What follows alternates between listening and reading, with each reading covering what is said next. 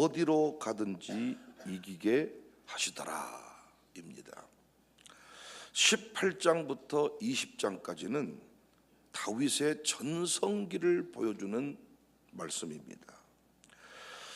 성경은 다윗의 전성기를 어떻게 표현을 했느냐? 다윗이 어디로 가든지 여호와께서 이기게 하신다. 함께 6절에서 확인했죠. 13절에도 나옵니다. 다윗이 에돔에 수비대를 두매 에돔 사람이 다 다윗의 종이 되니라. 다윗이 어디로 가든지 여호와께서 이기게 하셨다. 이때는 무엇을 해도 되는 때입니다. 전성기입니다. 그런데 다윗이 처음부터 전성기를 맞이한 건 아니죠. 다윗의 인생을 두고 보면 단계가 있었습니다. 먼저 바닥을 기대 죽지 않게 하셨습니다. 사울을 이길 힘은 주시지 않고 살려만 주시는 단계, 바닥을 기는 단계, 연단 받은 때였습니다. 그리고 나서 부어주시는 단계, 오늘 본문이 부어주시는 단계입니다. 하나님이 보았을 때 됐다 싶을 때가 있어요. 목사가 뭔가를 도와주고 싶을 때에도 됐다. 그래, 그렇게 네가 했느냐? 됐다. 좋다. 반대 경우도 있어요. 네가 계속 그렇게 삐딱하냐? 됐다. 알았다.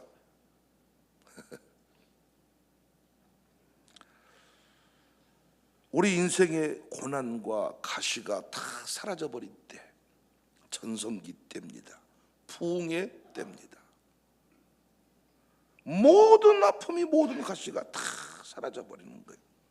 이때 이 전성기를 맞이하면 엄청난 물질도 부어주십니다.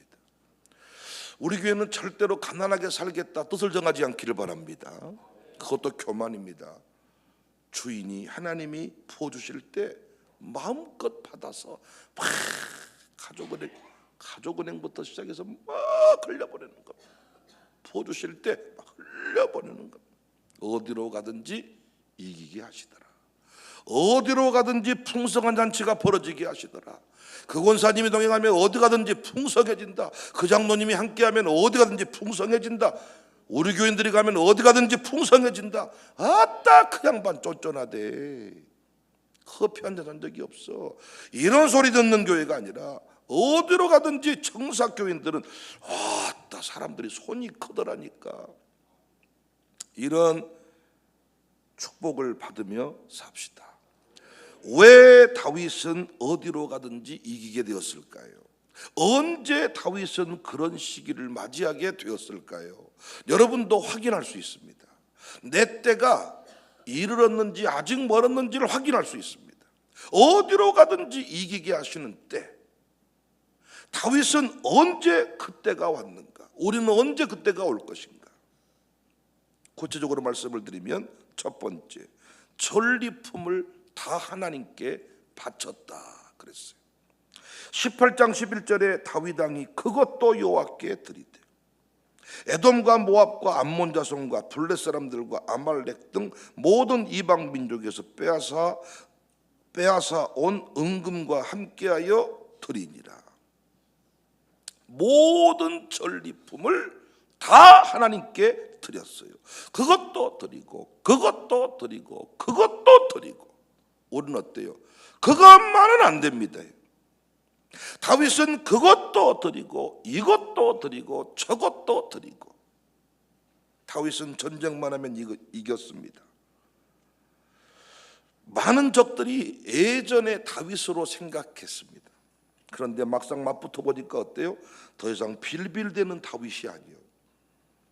블레셋을 쳐서 항복을 받고 블레셋으로부터 조공을 받아 이스라엘 백성이 평생토록 쩔쩔맸던 블레셋을 때려눕히고 블레셋이 지금 다윗 때문에 초공을 바친다니까요. 18장 1절 2절. 그 후에 다윗이 블레 사람들을 쳐서 항복을 받고 블레 사람들의 손에서 가도와 그 동네를 빼앗고 또 모압을 치매 모압 사람이 다윗의 종이 되어 초공을 바치니라. 삼손도 삼켜버린 블레셋을 누가 뽑아버렸어요? 다윗이 뽑아버렸습니다. 또한 소바왕 하닷 에셀도 꺾어버렸습니다. 18장 3절 4절. 소바왕 하닷 에셀이 유브라데 강가에서 자기 세력을 펴고자 하며 다윗이 그를 쳐서 하마까지 이루고 다윗이 그에게서 병거 1000대와 기병 7000명과 보병 2만 명을 빼앗고 다윗이 그 병거 100대의 말들만 남기고 그 외의 병거의 말은 다 팔에 힘줄을 끊어버려 아람 군대 2만 2천 명을 죽입니다. 5절에 보면 다메섹 아람 사람이 소바왕 하다데스를 도우러 온지라 다윗이 아람 사람 2만 2천 명을 죽이고 에돔 사람 8천 명을 죽입니다. 12절에 수루아의 아들 아비스가 소금 골짜기에서 에돔 사람 18,000명 18,000명이었네 죄송합니다. 18,000명을 쳐 죽였습니다. 19장에서는 가장 어려운 상대가 여겨지는 암몬 자손도 처리해버렸습니다. 이 과정 중에 당시에는 전쟁에서 이기면 뭐가 생겨요? 전리품이 생겨요. 18장 4절에 보니까 병거 1000대, 기병 7000명, 보병 2만 명. 6절에 보니까 각 나라에서 조공을 바쳐요. 7절에 값으로 환산이 어려운 큰 방패도 가져왔어요. 8절에 보면 많은 놋을 빼앗아와. 이 놋이 얼마나 많았는지 나중에 솔로몬이 성전을 지을 때 놋하다, 놋기둥, 놋그릇을 만들었어요. 전리품 중에는 1달란트짜리 금 면류관도 있었어요. 1달란트는 30kg입니다. 금 30kg짜리 면류관도. 20장 2절에 다윗이 그 왕의 머리에서 보석 있는 왕관을 빼앗아 중량을 달아보니 금 1달란트라. 그들의 왕관을 자기 머리에서 다윗이 또 그 성에서 노략한 물건을 무수히 내왔다. 중요한 건 뭐예요? 다윗은 그것까지도 여호와께 드렸더라. 이야, 언제 천성기가 옵니까? 언제 물질을 하나님이 마음껏 부어주십니까? 우리가 물질에 매이지 않을 때입니다. 우리의 문제는 10의 1조 액수만 커지면 손 떨어버리네.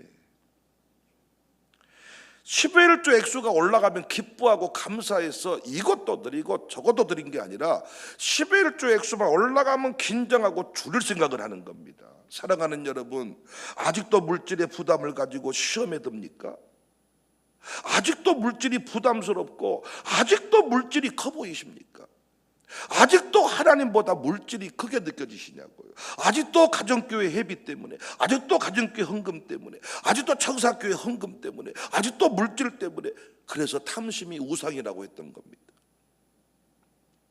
지금처럼 살다 죽겠다 그러면 별 문제가 없는데 큰 물질을 달라고 기도하니까 제가 드리는 말씀이요. 우리 교회도 큰 물질을 다스릴 사람이 나오기를 원합니다. 기도하니까 제가 드리는 말씀이다고요. 언제 그런 때가 오냐? 제가 보니까 물질을 다스리는 사람들의 공통점이 뭐냐면 물질에 매이지를 않아. 계산을 하지를 않아. 아니, 더 정확하게 말하면 계산은 되는데 계산대로 살지 않아. 10의 1조 떼먹지 않아. 10의 1조를 떼먹으면서 물질 달라고 하는 사람은 그건 있을 수가 없어요. 제가 모든 역사를 다 뒤져보고 성경을 아무리 뒤져봐도 10의 1조금을 떼먹고 나서 그것들을 하나님께 못 바치고 나서 뭔가 회생이 되고 뭔가 회복이 되고 역전이 되는 경우는 없습니다, 여러분. 그렇게 계속 카드 돌려막기 하고 계속 회생 절차 진행하고 계속 그렇게 살겠다 그러면 문제가 없어요. 그런데 자꾸 저한테 보세요, 우리는 언제나 물질을 다스릴 때가 올까요? 모르니까 제가 오늘 설교하는 거예요, 이 설교를. 그리고 최소한 샬롬 스쿨 청년들은 최소한 지금 그 단계를 넘어섰다고 믿기 때문에 제가 지금 이들한테 비전을 주는 겁니다. 기껏해야 우리 식구들만 먹고 사는 수준이 아니라 아멘할 준비하세요. 흘러 넘치는 물질의 주인공이 나와야 됩니다. 우리 교회 따도 헌금 못한 사람이 아니라 우리 교회는 물론이거니와 이웃교회도 부흥 미션을 완수하는 청사교회도 심지어는 내 기업의 거래처들까지 나로 인하여 복을 받는 역사가 있어야 될 줄로 믿습니다. 여러분, 가정교회 캠프 같은 거 갈 때 너무 간단해. 제일 센 놈 한 사람이 맡아주면 나머지는 아무것도 아니야. 내가 비행기값 낼게, 내가 호텔비 낼게. 그런데 부자나 가난한 사람이나 다 10만 원씩 내. 10만 원이 아무것도 아닌 사람도 있겠지만 10만 원이 너무 힘든 사람도 있거든. 그것 때문에 사실은 못 가는 겁니다. 누군가 한 사람이 목 쥐어서 탁 주면 될 텐데. 물론 10만 원 주면서 사진 찍는 일 하지 말고 10만 원씩 주면서 50명 세워놓고 다 사진 찍고 이런 짓거리는 해서는 안 되고, 상대방도 못 느끼게 주는데 그 돈이 평생 벌어도 못 볼 만한 돈, 이런 은혜가 우리 가운데 있어야 되지 않겠습니까? 그러려면 뭐 해야 돼요? 물질 연단 받아야 돼요. 이것만은 안 됩니다가 아니라 그것까지도 필요하면 드리겠습니다. 그래서 골로새 3장 5절에 땅에 있는 지체를 죽이라. 음란과 부정과 사욕과 악한 종욕과 탐심이니. 탐심은 우상 숭배다. 우상 숭배 끝나야 하나님이 주실 거 아닙니까? 우상 숭배하는 사람한테 어떻게 하나님이 부어주십니까? 하루속히 우상 숭배 끝내고 하나님께 마음껏 받아 누리는 우리 교회 직분자들, 우리 교회 다음 세대들 다 될 수 있기를 주의 이름으로 축복합니다. 목사가 돈이 많으면 되겠어요? 여러분, 저 돈 많기를 원합니까? 우리 목사님 돈이 얼마나 많은 줄 아냐? 저 산도 목사님 거, 저 뒷산도 목사님 거. 이렇게 되기를 원하십니까? 목사는 돈이 없고 교인이 돈이 많아야 그 목회가 건강한 교회예요. 목사님이 건물 3채 4채 갖고 있고 한 채는 성교비, 한 채는 건축비, 한 채는 생활비, 이렇게 목사가 살면 좋겠습니까? 제가 신대원 강의하면서 이런 얘기를 했네요. 하나님은 공평하셔서 건물이 있는 목사님한테는 교인을 안 주더라. 교인이 있는 목사님은 건물이 없더라. 어떤 목회할래 택해라. 다 웃더라고요. 목사가 된 이상 건물은 없어도 건물 많은 교인이 있는 게 좋아. 난 여러분이 건물이 많았으면 좋겠어. 목사님이나 잘하쇼 하지 말고, 이런 설교할 때는 여러분이 나보다 아멘을 엄청 크게 해야 돼. 아니, 제가 건물이 있으면 목회를 똑바로 하겠습니까? 서울에 건물이 있어, 잠실에 300억짜리가. 여러분하고 못하듯이 실험한답니까? 가보시오 다 이러고. 내가 할게라. 뭐 돈 얼마 필요해? 1억? 목사님한테 잘 보이면 1억씩 줘본대. 목사님이 기도할 필요가 뭐가 있어? 새벽 이리 와. 새벽에 기도하지 마. 내가 1억 줄게. 장사 한번 시작해봐. 그것이 내 왕국 되는 거지. 난 여러분이 돈이 허벌나게 많아가지고, 목사님 이번에 전세계 하나 띄워봅시다. 목사님 미국 갈 사람이 많은데 돈이 없나 봅니다. 내가 10명분은 될게요. 목사님 뭐 걱정하십니까? 어떤 교회는 목사님이 뭐 비행기 앞자리 타고 갔다고 시험 들고 전세기를 띄워버리겠다가 항공사 회장님도 있을 거 아닙니까? 아니, 우리 교회 장로님이 항공사 회장님이요. 어떻게 되겠어요? 대한항공을 지금 아시아나항공을 뭐 인수하고 뭐 우리가 인수해보면 어떨까요? 원래 금호타이어에서 시작된 게 아시아나항공 아닙니까? 아시아나항공을 우리가 인수해보자고요. 아멘이 뭐 이렇게. 아니, 그런 장로님이 계시다 보면 뭐가 문제겠습니까, 여러분? 우상숭배 끝내고 풍성한 물질을 받아 누리는 우리 교회가 됩시다. 두 번째, 어디로 가든지 이기게 하시는 때를 찾아보니까 왜, 언제 온 이스라엘을 정의와 공의로 다스려요. 18장 14절에 다윗이 온 이스라엘을 다스려 모든 백성에게 정의와 공의를 행했다.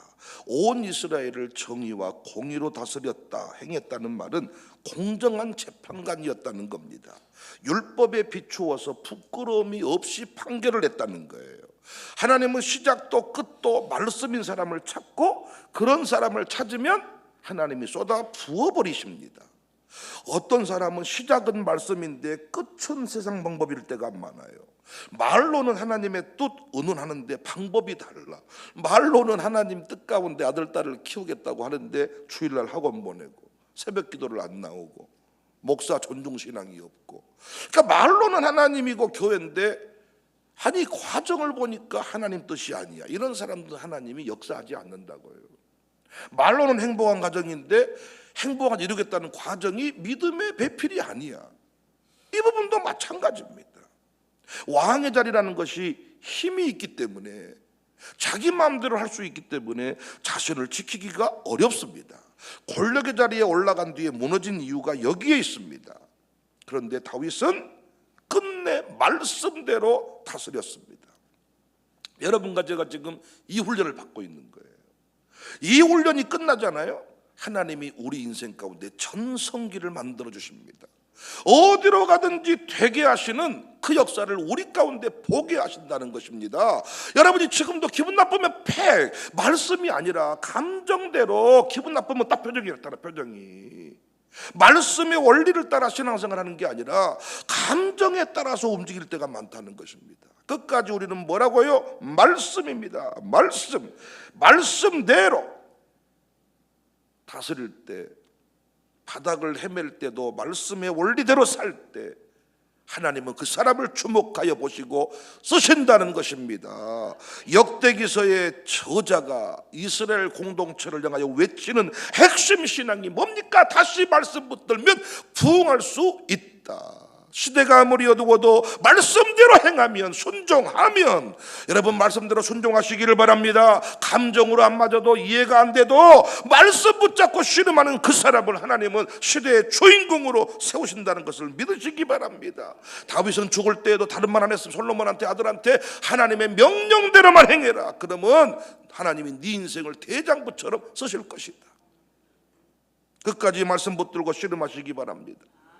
평상시에는 믿음 하다가 아들 딱 결혼시킬 때가 되면 믿음이 없어도 딱 의사고 뭐 변호사고 이러면 목사님 그 믿음이 좋아지겠지라, 이런 소리 하지 말고 결혼시킬 때하고 대학 진학시킬 때 믿음이 없어져 버려요. 부모님들이 자식 앞에만 서면 나는 왜 차가 지른가. 자식 이긴 부모 있답니까? 다른 건 못 이겨도 믿음은 지면 안 되죠. 결혼해라. 그러나 우리 올 생각은 하지 말아라. 난 오늘부터 끝이다. 권사 엄마가 어떻게 그런 일을 용납할 수가 있다냐. 나 죽이고 가라 막 이래야 될 텐데. 잘 살아라. 고놈이 고놈이지 뭐. 전도하면 오겠지. 전도가 쉽던가요? 20년 걸려. 20년. 전도 하나 하고 천국 가는 거예요. 정신 차립시다. 세 번째, 언제, 왜 다윗의 전성기, 우리에게도 언제 그때가 올까? 돕고 도우리라. 다윗이 고백을 하더라고요. 이게 참 중요한 얘기인데요. 19장 12절에 보면 만일 아람 사람이 나보다 강하면 내가 나를 돕고 만일 암몬 자손이 너보다 강하면 내가 너를 도우리라. 돕고 도우리라. 잘 보세요. 다윗은 암몬과의 싸움을 하는데 암몬과의 싸움이 가장 어려운 싸움이었습니다. 왜냐하면 암몬은 속을 할 수 없는 상대야. 우리 교회도 그런 분 있죠. 속을 모르겠어. 그런 분 있어요? 없어요? 공휴일인데 새벽 예배 나오라고 했다고 지금 성질 내시는 겁니까?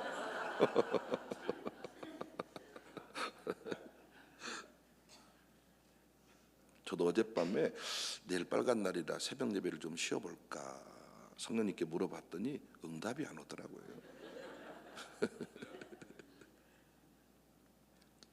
속을 모르는 상대가 암몬이었습니다. 그래도 나하스 통치 시절에는 다윗과 우호적인 관계를 맺고 살아. 물론 서로 진짜 좋아한 건 아니었고 전략적으로 평화 상태를 유지했습니다. 그런데 그 집 아들놈의 새끼 한운이라는 놈이 왕이 된 뒤에 난리가 난 거예요. 왜?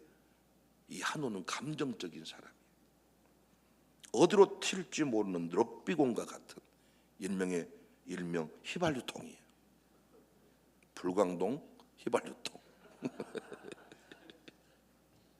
그래서 조문관을 보냈는데 정탐꾼으로 여기고 이 모욕을 줍니다. 19장 4절에 한눈이 이에 다윗의 신하들을 잡아 그들의 수염을 깎아버리고 그의 의복을 볼기 중간까지 자르고 돌려 반바지 만들어버린 거예요.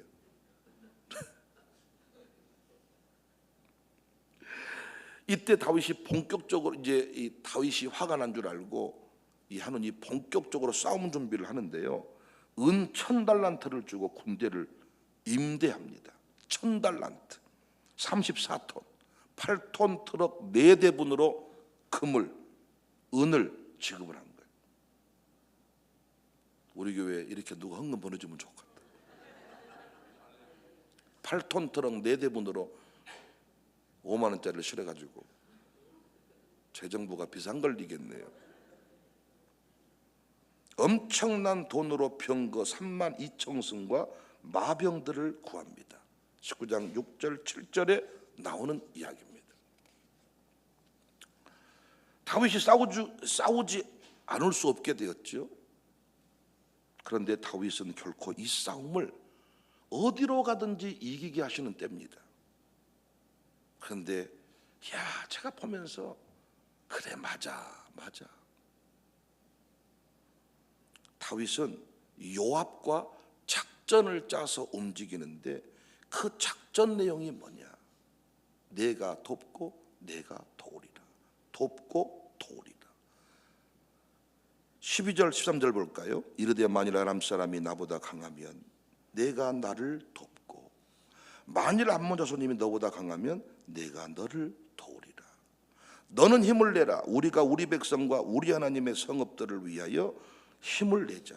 여호와께서 선히 여기시는 대로 행하시기를 원하노라. 내가 너를 돕고 내가 나를 돕고 그리고 뭐하자? 최선을 다하자. 결국 작전대로 승리했습니다. 하나님은 언제 어떤 인생을 역사의 중심부에 세우냐? 도움 받을 줄 알고 도울 줄 아는 사람입니다. 독불 장군으로 혼자 무소의 뿔처럼 혼자서 간다. 나 혼자 다 해버린다. 이렇게 하는 인생을 하나님은 사랑하지 아니하십니다. 이 사람이 제일 약한 사람입니다. 전성기를 맞이하지 못한 사람 어떤 사람이냐? 올라갔을 때 교만해버려.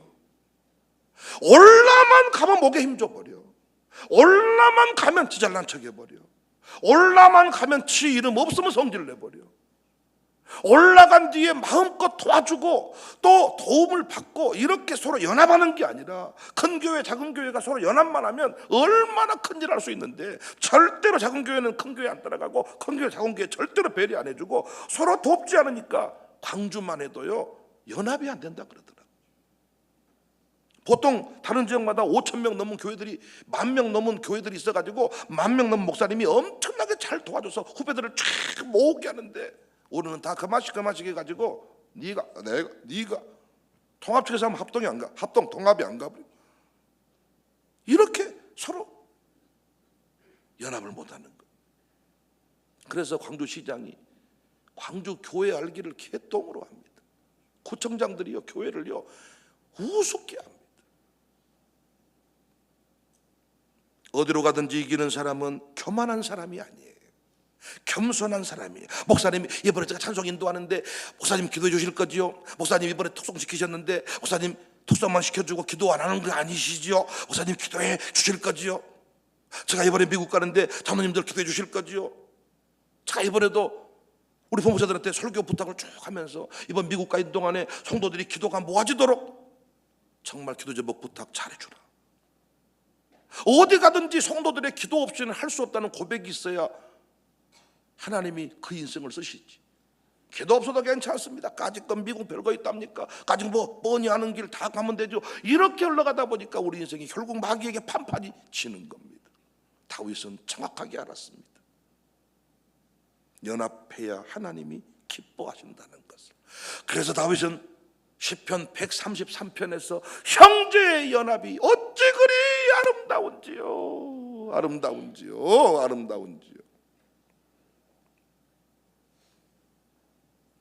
오늘 공부해 보니까 어떻습니까? 우리에게 전성기가 안 온 게 하나님 실수 같습니까? 아니면 아따 목사님 공부해 보니까 아직 먼 부분이 있네요. 어떤 부분이십니까? 전리품 부분이십니까? 아니면 아직도 말씀 부분이십니까? 아니면 연합 부분이십니까? 부족함이 깨달아졌으면 그 부분 집중 기도 제목 삼으셔서 반드시 우리 교회 부흥의 때가, 밀물의 때가, 승리의 때가. 내가 어젯밤에 잠자리 들면서 그래 부흥한 뒤에 만나자, 내가 속으로 그랬어요. 내 기도 받으려고 2시간 줄 설 날이 올 것이다. 아니 어떤 그 큰 교회 장로님이 계셨는데 그분은 기본이 1000명 이상 넘은 교회만 교회로 치고 이렇게 약간 교만한 분이 계세요. 그래서 내가 부흥하고 보자. 잠자기 전에 그랬다니까요. 기도 받으러 2시간 줄 서나 안 서나 보자. 그러니까 그 부흥이라는 게 여러분의 인생의 부흥이 와야 됩니다. 목사는 목사 집안만 잘 돼도요 목회가 안 되더라고요. 왜냐하면 목사님이 맨날 하는 말이 내 아들이 어떻게 서울대 간 줄 아십니까? 내 아들이 어떻게 미국 하버드 간 줄 아십니까? 맨날 또 지자랑하시네 또. 그러니까 목회가 안 돼 또. 너무 좋은 일인데 맨날 목사님 아들이 미국 서울대 뭐 다른 하버드대 뭐 어디 목사 아직 뭐 박사 뭐 교수 부회장님 하니까 교인들이 우리하고 안 맞습니다. 목사님 아들이 좀 바닥을 키워주고 그래야 약간 수준이 맞는데. 그러니까 제 인생이 잘 되기보다는 여러분의 가문이 대부흥이 와가지고 광주를 뒤집는 은혜가 있어지기를 주님의 이름으로 축복합니다. 전성기를 향해 가고 있습니다. 연단 잘 받으십시다. 연단 잘 받아서 단련된 순금들이 되시기를 주님의 이름으로 축복합니다.